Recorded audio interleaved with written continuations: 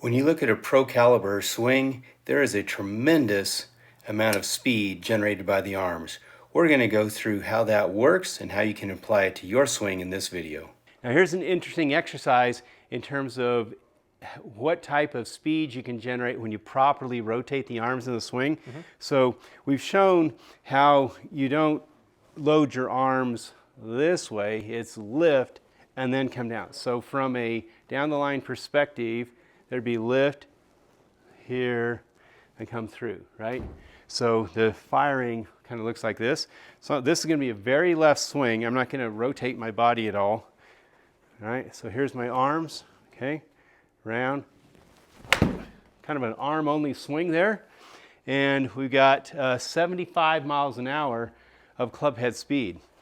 So what I find really striking here, proper loading of the arms so that they've got this width, and then you do the shoulder blade action and firing. There's a lot of speed in that. Yeah, I think sometimes we make the mistake of saying, well, I've got to, I don't know, keep the arms quiet or not utilize them in the swing, right? They're great power generators. Of course, we want to access everything and build this proper kinematic sequence, but when you utilize the arms effectively, you can create a lot of speed without any kind of use of your trunk. Here we've got Adam Scott with the driver, and looking at kind of the end transition here, you can see marker where his belt buckle is and where his hands are. And now as the belt buckle rotates maybe 45, 50 degrees, you can see those arms have rotated 180 degrees.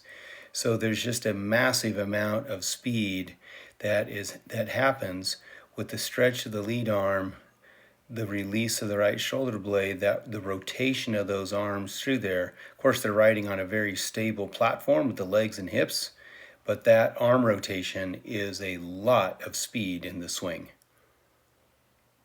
Right, so it seems like there's a clear synergy, right?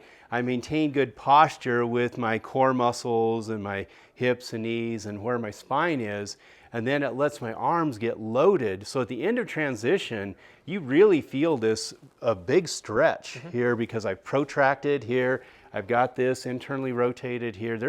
There's a big stretch there, and you mentioned a stretch, shorten cycle. So if I get this load happening in the transition, I mean, what does a stretch, shorten cycle mean? Yeah, again, I was just reading articles about it just last night about it, and what it's really doing is it's creating these muscles that you want to shorten in the downswing and create these powerful movements.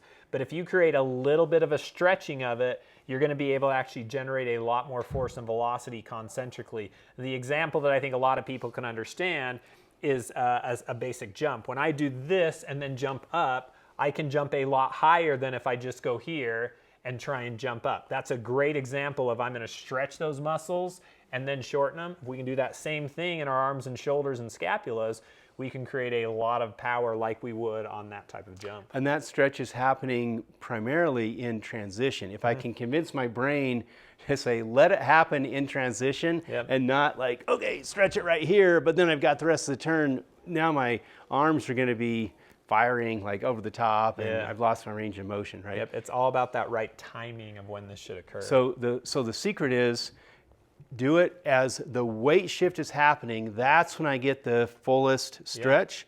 So is it fair to say then when I'm done transitioning, I've got my spine here more towards the left side, and typically what you see in a swing is that's about left arm parallel, and my right arm's gonna still be like this.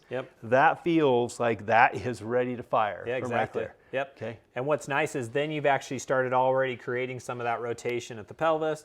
You've created that rotation at the trunk. Now we get that proper sequencing of pelvis angular velocity peaking, trunk angular velocity peaking, then the arms peak at the very end with that really powerful stretch shortening.